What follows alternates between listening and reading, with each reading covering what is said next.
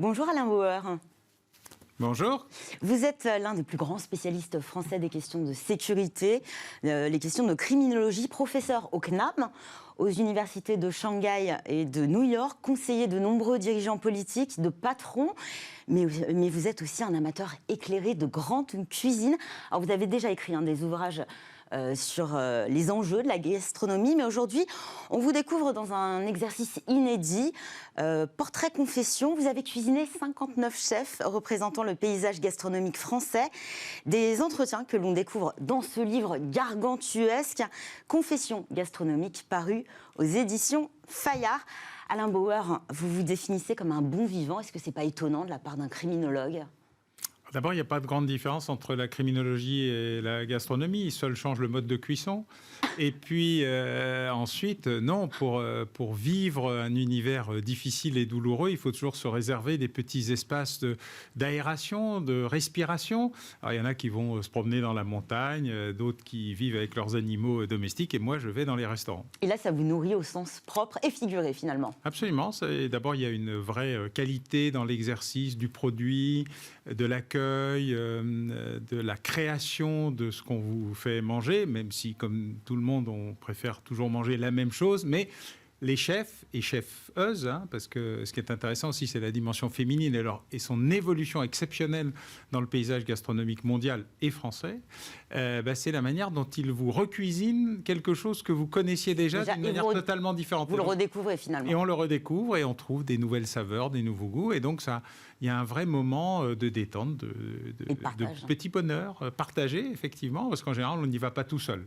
Non, mais justement, on va y revenir sur cette question. Mais d'où vous vient cette passion pour la gastronomie ? Alors, c'est mon père qui, en fait, me rémunérait par le restaurant en fonction de mes résultats scolaires. Ah ! Voilà, donc dès que j'ai eu 15-16 ans, il a considéré... C'est motivant. C'est extrêmement motivant. Alors, d'abord, dans la cuisine de proximité plutôt lyonnaise, puisque la famille est de la Croix-Rousse. Et puis, ensuite, en élargissant... le cercle des options, et en fonction de l'évolution de la carrière scolaire, eh bien, ma carrière gastronomique a vécu en parallèle. Et ça m'a fait rencontrer beaucoup de chefs, alors parfois des chefs qui sont toujours là, des parents de chefs qui sont aujourd'hui des héritiers, des nouveaux chefs, des cuisiniers, des cuisinières, des restaurateurs, des restauratrices, bref... plein de gens, et jusqu'au confinement, je n'avais quasiment jamais ni petit déjeuner ni déjeuner chez moi, donc j'ai eu l'occasion d'en voir énormément, et puis de les retrouver au moment où on a dû parler cuisine, gastronomie, restaurant, rôle des chefs et après crise. Et pendant crise et après crise. Vous avez été inspecteur pour un guide gastronomique, racontez-nous, ça se passait comment ? En fait, comme je déjeunais beaucoup dans un restaurant, un jour, j'ai rencontré par le plus grand des hasards Marc de Champérard, qui dirigeait Guide Champérard, qui est lyonnais lui-même. Alors, il se trouve que tous les inspecteurs de guide se rencontrent, en fait. Tout le monde se connaît, c'est un univers très fermé, finalement. Pas très fermé, mais beaucoup plus perméable qu'on ne le croit.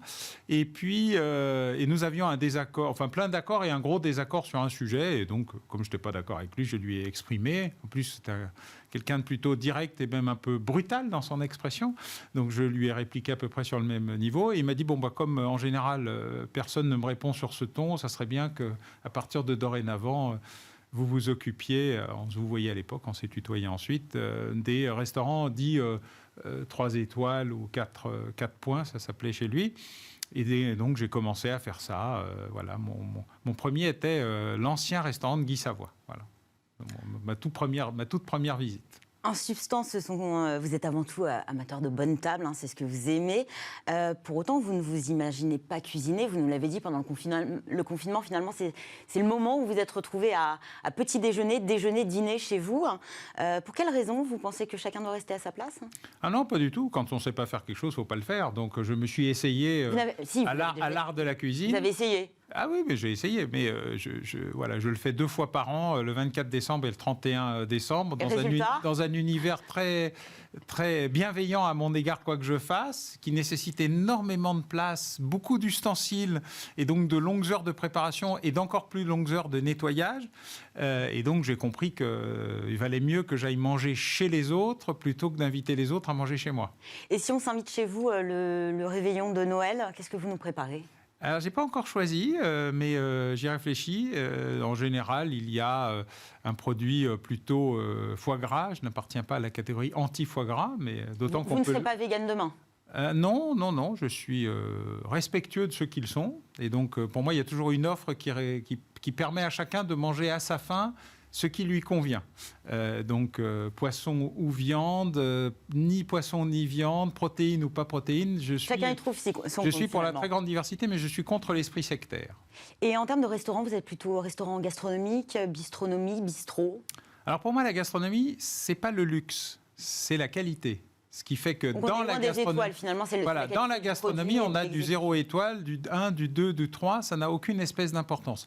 Et puis, moi, j'ai toujours considéré qu'on ne mangeait pas le décor. Ce que je mange, c'est l'assiette. Alors, il se trouve que dans la catégorie des 3 étoiles, qui sont plutôt des macarons, enfin, on ne sait pas très bien ce que c'est, hein. C'est des flocons, en fait, en réalité. Si on regarde bien la configuration de l'outil. En fait, la 3e, elle n'est pas seulement la nourriture, elle est beaucoup le décor, oui, le décor, le service de table, etc. Sujets qui ont leur importance, hein, je ne les mets pas en mais qui, cause, pas mais qui sont pour moi beaucoup moins importants qu'un bon bistrot. Sympathique et évolutif, ça me paraît tout aussi important qu'un 3 étoiles, parce que quand je vais aux 3 étoiles, j'y vais pour autre chose que simplement la nourriture ou le rôle du chef. J'y vais pour un environnement général qui nécessite une mise en scène, un décor, voilà. Là, moi, je suis beaucoup plus modeste dans ma relation avec la gastronomie. Ce qui m'intéresse, c'est d'abord ce qu'il y a dans l'assiette. Le reste vient après. Après, on peut avoir une assiette de chef finalement chez soi. Il y a cette tendance de la livraison à domicile qui a explosé. Est-ce qu'on a finalement le même plaisir à la maison qu'à table dans un bon restaurant? Guy Savoy m'a dit un jour, bon, t'es gentil avec tes histoires de on mange pas le décor, mais enfin, ton truc en carton au 3e sous-sol avec des couverts en plastique, ça le fait pas. Je reconnais. Beaucoup moins en tout cas. Je reconnais, c'est vrai. De la même manière, le réchauffage est un art assez compliqué. Et en fait, les chefs ont donné des dimensions très différentes. Vous aviez simplement à réchauffer. Et ça, c'est vrai que le jour même, pas plus, parce qu'après, on perd beaucoup dans la saveur. Et il faut quand même transvaser du carton à autre chose. Il y a un travail.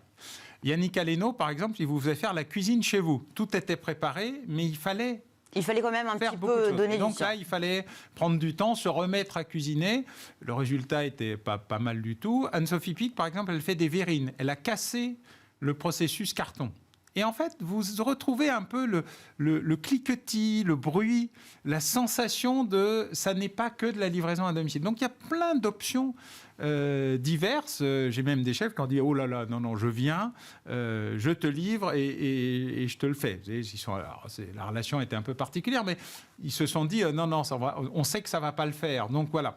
Mais dans la réalité, aujourd'hui, beaucoup de produits de très bonne qualité sont livrables au quotidien à partir de 11h, 11h30 le matin. Il y a eu des progrès aussi. D'immenses progrès. Il y a beaucoup de dark kitchen. Alors, la dark kitchen me fait à peu près le même effet que le boulanger qui ne fait que réchauffer ses croissants ou le restaurant qui ne fait que de l'assemblage. Moi, je suis pour que les choses soient claires. J'ai rien contre les restaurants qui font de l'assemblage, mais il ne faut pas les appeler restaurants. Ou en tout cas, il faut expliquer ce qu'est le restaurant où le chef fait la cuisine par rapport au restaurant où un cuisinier réchauffe les plats.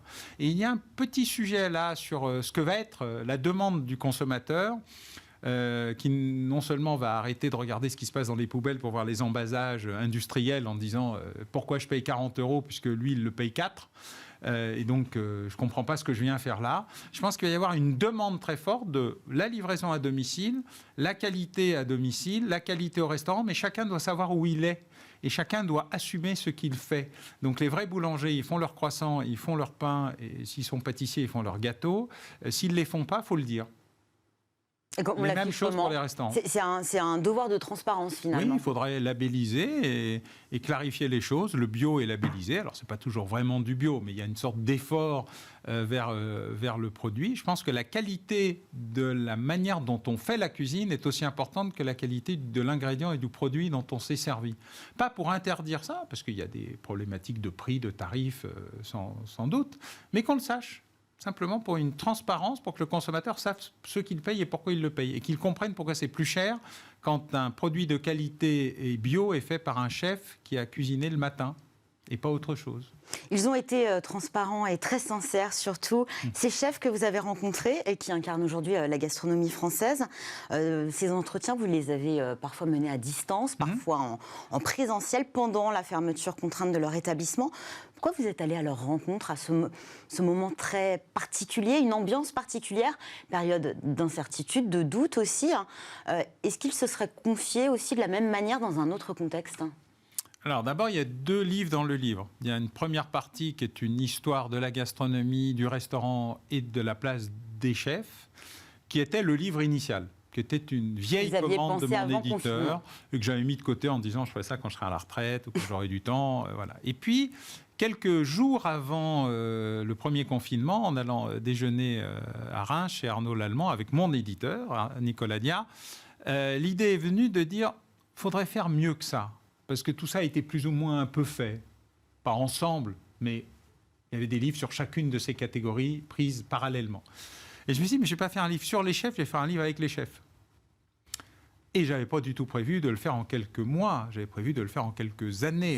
Oui. En 2024-2025, j'aurais fini. Puis le confinement est arrivé, ça a été un confinement long.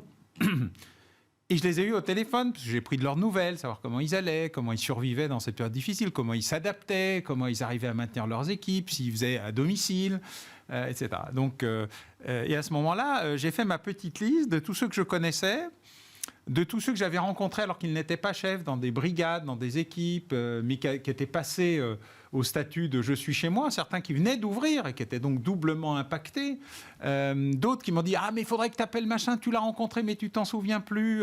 Et donc de fil en aiguille, j'ai eu ma liste, en fait il y en avait une dizaine de plus de chefs, et une dizaine qui n'a pas répondu du tout, qui n'a pas voulu répondre, ou qui s'est dit « non mais je peux pas ».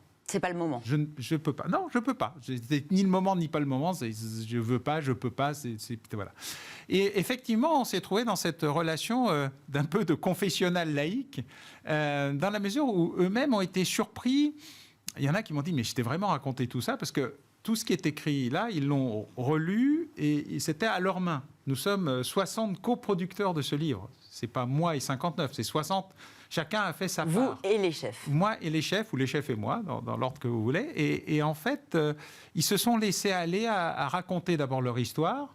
Et certains, d'ailleurs, avaient des histoires amusantes, puisque j'ai corrigé plein d'erreurs de type wikipédien. Vous savez, vous découvrez toujours des morceaux de votre vie que vous ne connaissiez pas avant de les dire. On s'aperçoit qu'on les connaît mal alors qu'ils sont largement médiatisés. Exactement. Et puis, il y a beaucoup d'erreurs sur leur histoire, leur carrière, ce qu'ils ont fait. Moi, j'ai découvert plein de choses, y compris de chefs que je connais très, très bien. Donc, ils se sont un peu laissés aller. Ça les a soulagés, ça les a rassurés. Ils se sont sentis confortables. Ensuite, ils nous ont raconté comment ils ont évolué. Ce qui était très intéressant, c'est l'évolution à la fois de leur cuisine et de leur lieu d'exercice. Certains sont des héritiers qui ne voulaient pas hériter, d'autres sont des héritiers un peu contrariés. Certains ne voulaient pas faire ça, mais l'ont fait quand même. D'autres se sont affirmés autour du temps. Certains sont chez eux, d'autres travaillent chez les autres, propriétaires, pas propriétaires. Donc on a vu toute la diversité de la problématique et ensuite on a vu un peu leurs rêves, ce qu'ils aimeraient faire et la manière dont ils ont abordé la crise. Alors certains dans le rêve que tout allait revenir comme avant et puis on allait surtout essayer de rien faire d'autre, d'autres imaginant qu'il fallait totalement tout changer, certains qui sont entre deux et c'est ce processus-là qui a été extrêmement intéressant. Et oui, il y en a même qui sont venus avec la nourriture chez moi en disant on va manger parce que je ne peux pas parler sans manger, on va manger. D'autres on l'a fait chez eux, certains la plupart du temps, notamment en province, vu les restrictions de déplacement qui sont rajoutées simplement à la fermeture des établissements. Et donc, on a eu cette relation à distance. Mais ensuite, on a eu une relation de relecture, puis de rajout, puis de correction. Et alors, ils n'ont rien censuré. Rien. Ils n'ont rien enlevé. J'en ai enlevé plus qu'eux, pour des raisons de cohérence de style, de longueur, parce que ça a duré entre 3 et 6 heures. J'ai des chefs qu'on n'arrêtait plus. Voilà. Donc, ils avaient besoin de se confier. Oui, j'ai mis un peu d'ordre, simplement, de stabilité de l'ensemble, mais c'est vraiment leur livre. Ils ne l'ont pas découvert en le recevant. Ils ont découvert mon introduction, parce que ça, c'est moi qui l'ai fait, mais le reste c'est eux. Et ils ont découvert les autres. Et vous, quel regard vous portez sur la crise qui frappe depuis quelques mois maintenant le secteur de la restauration ? Mais je crois que la crise sanitaire, elle cachait une autre crise bien plus grave, qui est la crise ressources humaines. Oui, la crise des vocations. La crise sociale. C'est une crise des vocations et surtout un révélateur de la très mauvaise relation qui existait dans les cuisines et dans la salle chez beaucoup de maisons qui ont vécu avec brutalité leur apprentissage et qui pensaient que la reproduction de cette forme de brutalité, de oui chef, d'uniforme, de brigade, de militarisation de la cuisine et de la salle était la bonne solution. Et on voit bien qu'en perdant entre 3 et 500 000 emplois, l'hôtellerie-restauration a créé une crise immense. Et on voit les équipes qui ont résisté parce qu'elles sont bienveillantes, fraternelles, solidaires, soudées, avec des vraies coupures. Et ben oui, il faut que les gens aient du temps pour leur famille. Et oui, on n'est pas obligé d'ouvrir tout le temps. Et oui, on n'est pas obligé de faire des pauses de 30 minutes avec une journée qui commence à 5 heures et qui se finit à 2 heures du matin. Tout ça doit changer.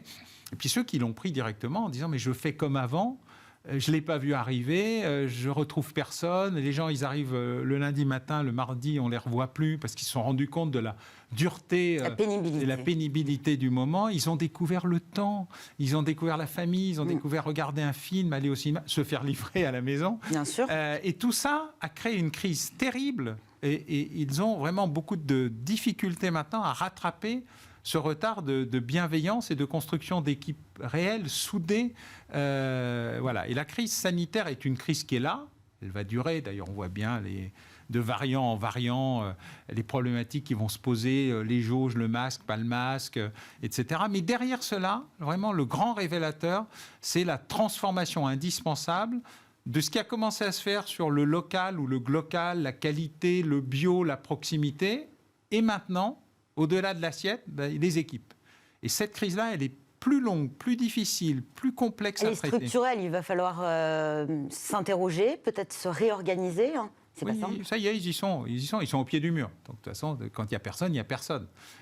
Et donc, refaire venir les gens, leur offrir de meilleurs salaires, de meilleures conditions de travail, plus que le salaire même, la condition de travail, est quelque chose qui a pris une partie des chefs en disant on avait commencé, d'autres qui ont dit mais moi j'ai perdu personne dans mes équipes, d'ailleurs j'ai continué à les faire travailler pendant ce temps-là, on avait des réunions même si on n'était pas ouvert, on a fait des petites opérations même si on ne gagnait pas d'argent pour que tout le monde revienne au travail au moins une fois de temps en temps, on a fait des paniers pour la Saint-Valentin, on a fait des paniers pour Noël, quelque chose, et puis d'autres qui sont dans une phase de qu'est-ce que j'ai loupé et pourquoi je n'arrive plus à garder du monde. Est-ce que vous pensez que toutes les questions, tous les enjeux qui sont autour de l'alimentation actuellement, est-ce que la thématique alimentation doit être au cœur du débat présidentiel ? Elle devrait, mais comme d'habitude, elle n'y sera probablement pas, dans la mesure où on fait comme si. C'est-à-dire que ce qu'on a salué comme les premières lignes qui ont réussi à faire fonctionner le système envers et malgré tout, c'est-à-dire les personnels des supermarchés, les personnels hospitaliers, les personnels de sécurité, etc., les transporteurs, restent les gens les plus malheureux aujourd'hui. C'est-à-dire qu'en fait, on fait comme si c'était déjà réglé et qu'on passait à autre chose. Cette espèce d'idée que 2-3 éléments sur les conséquences règlent les causes est une des malédictions nationales. Notre pays fonctionne avec un triptyque terrible qui est négation, minoration, éjection, où en français courant, c'est pas vrai, c'est pas grave, et surtout c'est pas de ma faute, qui ne règle que très rarement les problèmes de fond. Et je crains que sur cette question de la qualité de l'agriculture, des capacités à renouvellement maintenir, aussi des générations. Oui, on en perd énormément. Oui. De la capacité à maintenir un outil moderne de maintien des garanties salariales, du renouvellement, de l'accès aux jeunes, la question de la souveraineté qualité alimentaire également, la concurrence internationale. C'est comme l'industrie. Alors la concurrence internationale, elle porte relativement peu sur le marché intérieur. Il se trouve que la France a beaucoup investi dans des marchés à l'export. Je pense, oublié, notamment la Russie qui... Et a oublié, là pour le bois par exemple, on le voit avec la Chine, etc., mais a oublié qu'elle avait un marché intérieur et que le marché intérieur, tout n'est pas toujours ouvert à tous les vents.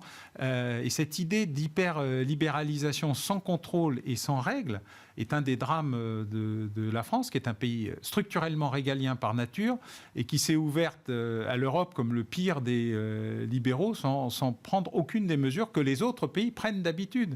Voilà, il y a une espèce de fétichisme ultra-libéral qui est très étonnant dans un pays aussi colbertien que l'est la France. Et donc, c'est une génération qui est en train de réapprendre ce que sont que les règles de la souveraineté. Et la souveraineté alimentaire, c'est pas seulement produire ici, c'est bien produire, mieux produire, et avec des gens qui sont respectés et bien payés. Et tout ça a un prix qu'il faut savoir aussi payer pour être chez soi. Et il est peut-être l'heure de se pencher sur ces questions. Merci beaucoup Alain Bauer, professeur de criminologie et auteur de ce magnifique livre qui fera référence, j'en suis sûre, Confessions gastronomiques, paru aux éditions Fayard. Merci beaucoup Alain Bauer. Restez avec nous. Cette semaine, notre nouvelle recette vaut de l'or. On va parler, oui, du caviar made in France. Restez avec nous. Nouvelle recette, c'est tout de suite, juste après ça.